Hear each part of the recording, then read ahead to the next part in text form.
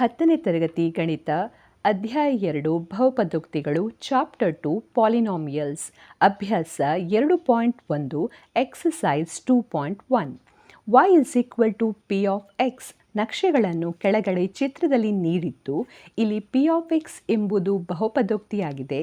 ಪ್ರತಿ ಸಂದರ್ಭದಲ್ಲಿಯೂ p of xನ ಶೂನ್ಯತೆಗಳ ಸಂಖ್ಯೆಯನ್ನು ಕಂಡುಹಿಡಿಯಿರಿ. The graphs of y is equal to p of x are given below. For some polynomial p of x, find the number of zeros of p of x in each case. ಈ ಕ್ವಶನಲ್ಲಿ ನಮಗೆ graph ಅಥವಾ ನಕ್ಷೆಯನ್ನು ಕೊಟ್ಟಿದ್ದಾರೆ. ಯಾವುದೇ polynomials ಅಥವಾ ಬಹುಪದೋಕ್ತಿಯನ್ನು ಕೊಟ್ಟಿಲ್ಲ. ಆ ಬಹುಪದೋಕ್ತಿ ಅಥವಾ ಪಾಲಿನಾಮಿಯಲ್ನ ನಕ್ಷೆ ಅಥವಾ ಗ್ರಾಫನ್ನು ಕೊಟ್ಟಿದ್ದಾರೆ. ಸೊ ಆ ಗ್ರಾಫನ್ನು ನೋಡಿ ನಾವು ಅದರಲ್ಲಿ ಎಷ್ಟು ಝೀರೋಸ್ ಇದೆ, ಎಷ್ಟು ಶೂನ್ಯತೆ ಇದೆ, ಆ ಶೂನ್ಯತೆಗಳ ಸಂಖ್ಯೆಯನ್ನು ಕಂಡುಹಿಡಿಬೇಕು. ಈಗ ಮೊದಲನೇ ಗ್ರಾಫನ್ನು ನೀವು ನೋಡ್ಬೋದು.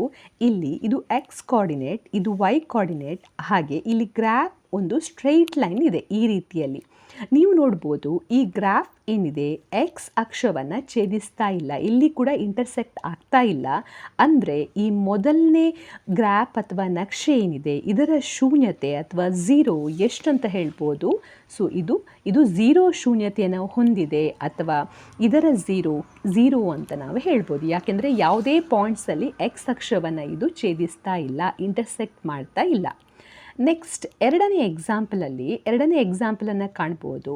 ಈ ಎರಡನೇ ಎಕ್ಸಾಂಪಲಲ್ಲಿ ಕೊಟ್ಟಿರುವಂಥ ಗ್ರಾಫ್ ಅಥವಾ ನಕ್ಷೆಯಲ್ಲಿ ಇದು ಈ ಪಾಯಿಂಟಲ್ಲಿ ಎಕ್ಸ್ ಅಕ್ಷವನ್ನು ಛೇದಿಸ್ತಾ ಇದೆ. ಅಂದರೆ ಕೇವಲ ಒಂದು ಬಿಂದುವಿನಲ್ಲಿ ಮಾತ್ರ ಎಕ್ಸ್ ಅಕ್ಷವನ್ನು ಛೇದಿಸ್ತಾ ಇದೆ. ಹಾಗಾಗಿ ಈ ಎರಡನೇ ಕ್ವಶನ್ ಏನಿದೆ, ಎರಡನೇ ಗ್ರಾಫ್ ಏನಿದೆ, ಇದು ಒಂದು ಶೂನ್ಯತೆಯನ್ನು ಹೊಂದಿದೆ ಅಂತ ನಾವು ಹೇಳ್ಬೋದು. ಇದರ ಝೀರೋ ಆಫ್ ಪಾಲಿನಾಮಿಯಲ್ 1 ಆಗಿದೆ ಅಂತ ಹೇಳ್ಬೋದು. ನೆಕ್ಸ್ಟ್ ಮೂರನೇ ಗ್ರಾಫ್. ಇಲ್ಲಿ ಮೂರನೇ ಗ್ರಾಫನ್ನು ನೋಡಿದರೆ ಈ ಬಿಂದುವಿನಲ್ಲಿ ಛೇದಿಸ್ತಾ ಇದೆ, ಹಾಗೆ ಪುನಃ ಮೇಲೆ ಬಂದು ಈ ಬಿಂದುವಿನಲ್ಲಿ ಛೇದಿಸ್ತಾ ಇದೆ, ನಂತರ ಪುನಃ ಈ ಬಿಂದುವಿನಲ್ಲಿ ಛೇದಿಸ್ತಾ ಇದೆ. ಅಂದರೆ ಮೂರು ಕಡೆಗಳಲ್ಲಿ ಎಕ್ಸ್ ಅಕ್ಷವನ್ನು ಎಕ್ಸ್ ಆಕ್ಸಿಸನ್ನು ಛೇದಿಸ್ತಾ ಇದೆ. ಹಾಗಾಗಿ ಮೂರು ಬಿಂದುಗಳಿರೋದ್ರಿಂದ ಇಲ್ಲಿ ಈ ನಕ್ಷೆ ಅಥವಾ ಈ ಗ್ರಾಫ್ನ ಝೀರೋ ಅಥವಾ ಶೂನ್ಯತೆ 3 ಆಗಿದೆ ಅಂತ ಹೇಳ್ಬೋದು. ಸೊ ಹಾಗಾಗಿ ಮೂರನೇ ಗ್ರಾಫ್ ಏನಿದೆ ಇದರ ಶೂನ್ಯತೆ ಅಥವಾ ಝೀರೋ ಆಫ್ ಪಾಲಿನಾಮಿಯಲ್ 3 ಆಗಿದೆ. ಯಾಕೆಂದರೆ ಮೂರು ಬಿಂದುಗಳಲ್ಲಿ ಇದು ಎಕ್ಸ್ ಅಕ್ಷವನ್ನು ಛೇದಿಸ್ತಾ ಇದೆ. ನಂತರ ನಾಲ್ಕನೇ ಕ್ವಶನ್. ಈ ನಾಲ್ಕನೇ ಕ್ವಶನಲ್ಲಿ ನೀವು ಕಾಣ್ಬೋದು ಈ ರೀತಿಯಲ್ಲಿ ಒಂದು ಪರಬಲಯ ಅಥವಾ ಪ್ಯಾರಬೋಲಾ ಸಿಗ್ತಾ ಇದೆ. ಅಂದರೆ ಇದು ವರ್ಗ ಬಹುಪದೋಕ್ತಿಯ ಗ್ರಾಫ್ ಅಥವಾ ನಕ್ಷೆ. ಇಲ್ಲಿ ಈ ಬಿಂದುವಿನಲ್ಲಿ ಛೇದಿಸ್ತಾ ಇದೆ, ಹಾಗೆ ಪುನಃ ರಿಟರ್ನ್ ಹೋಗಿ ಈ ಬಿಂದುವಿನಲ್ಲಿ ಛೇದಿಸ್ತಾ ಇದೆ. ಅಂದರೆ ಎರಡು ಬಿಂದುವಿನಲ್ಲಿ ಈ ಪ್ಯಾರಬೋಲಾ ಅಥವಾ ಪರವಲಯ ಛೇದಿಸ್ತಾ ಇದೆ.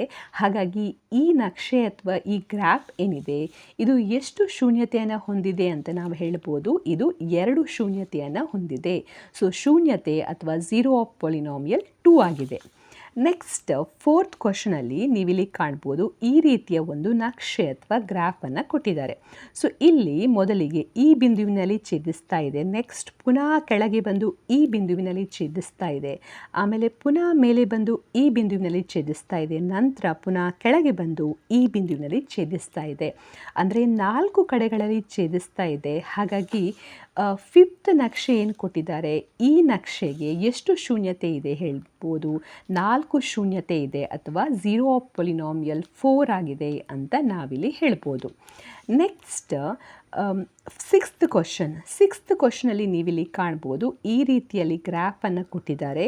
ಈ ಗ್ರಾಫ್ ಮೊದಲಿಗೆ ಇಲ್ಲಿ ಛೇದಿಸ್ತಾ ಇದೆ ಎಕ್ಸ್ ಅಕ್ಷವನ್ನು, ನೆಕ್ಸ್ಟ್ ಪುನಃ ಕೆಳಗೆ ಬಂದು ಇಲ್ಲಿ ಛೇದಿಸ್ತಾ ಇದೆ, ಆಮೇಲೆ ಪುನಃ ಕೆಳಗೆ ಬಂದು ಇಲ್ಲಿ ಛೇದಿಸ್ತಾ ಇದೆ.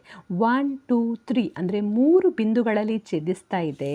ಹಾಗಾಗಿ 6ನೇ ಕ್ವಶನಿಗೆ ಶೂನ್ಯತೆ ಅಥವಾ ಝೀರೋ ಆಫ್ ಪಾಲಿನಾಮಿಯಲ್ 3 ಆಗಿದೆ ಅಂತ ಹೇಳ್ಬೋದು. ಸೊ ಈ ರೀತಿಯ ಕ್ವಶನ್ಸ್ಗಳನ್ನು ಕೊಟ್ಟಾಗ ನಿಮಗೆ ಕೊಟ್ಟಿರುವಂಥ ನಕ್ಷೆ ಅಥವಾ ಗ್ರಾಫ್ ಎಕ್ಸ್ ಅಕ್ಷವನ್ನು ಎಷ್ಟು ಸಲ ಇಂಟರ್ಸೆಕ್ಟ್ ಮಾಡ್ತಾ ಇದೆ ಅಥವಾ ಛೇದಿಸ್ತಾ ಇದೆ ಅಂತ ನೀವು ನೋಡಬೇಕು. ಅದನ್ನು ನೋಡಿಕೊಂಡು ಝೀರೋ ಆಫ್ ಪಾಲಿನಾಮಿಯಲ್ ಅಥವಾ ಪಾಲಿನಾಮಿಯಲ್ ಬಹುಪದೋಕ್ತಿಯ ಶೂನ್ಯತೆಯನ್ನು ಬರೀಬೋದು.